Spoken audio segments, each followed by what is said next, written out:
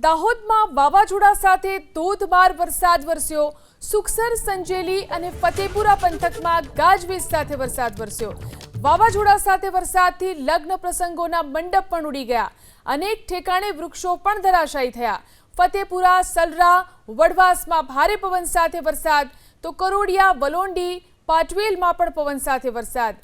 નવાગામ, છાલોર સહિતના વિસ્તારોમાં પણ ધોધમાર વરસાદ। ધોધમાર વરસાદથી રસ્તા ઉપર પાણી ફરી વળ્યા।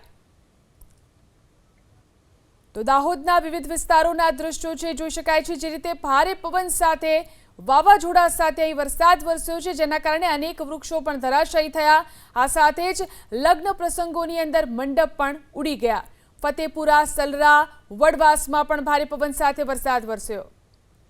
તો દાહોદના વિવિધ વિસ્તારોના દ્રશ્યો છે, જોઈ શકાય છે જે રીતે ભારે પવન સાથે વાવાઝોડા સાથે અહીં વરસાદ વરસ્યો છે, જેના કારણે અનેક વૃક્ષો પણ ધરાશાયી થયા।